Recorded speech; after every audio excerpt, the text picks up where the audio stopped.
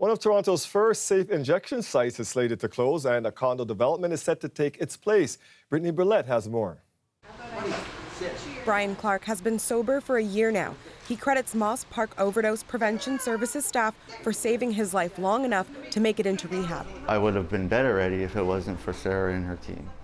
I would have been gone. I would have not been able to be standing here, right, with bright eyes, and just telling you that it works.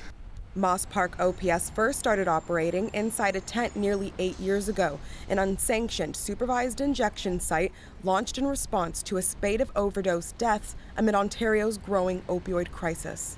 We just got to a point where we said we cannot wait any longer.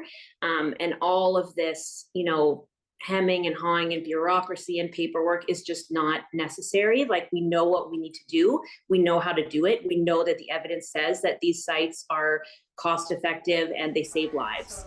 Eventually, the site moved indoors with government funding. Every year since, it's reversed hundreds of overdoses and has connected people to health and social services, including addiction treatment.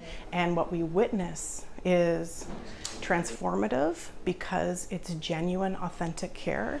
But now it's only a matter of time until it closes. A 516-unit condo is planned to be built where it stands. It's not a shock. It seems like everything in the city is turning into a condo. And the neighborhood will also change further. The Ontario Line's Moss Park station will eventually be built.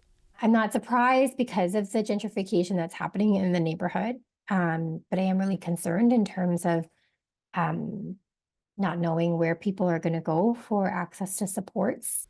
Many site users say they don't know what they'll do without the center. If this place goes, I'm going to be a mess. I'm not going to have a chance because this is my family. Nurses who work there say the grief they feel is compounded because at the same time, the Ford government is seeking to close some supervised consumption sites.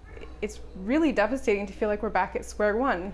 The province wants to ban sites within 200 meters of schools and childcare centers. It would also prohibit new sites from having safer supply initiatives. The status quo of drug consumption sites is not working.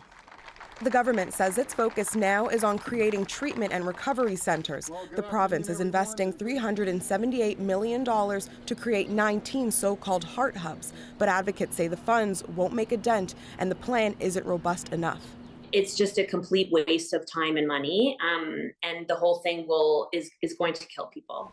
For now, it's unclear whether Moss Park OPS will be able to reopen in a new location. That seems to largely depend on whether the government gives them a new operating license. But even if it does receive one, what's certain is that the services it provides won't be the same. Britnei, CBC News, Toronto.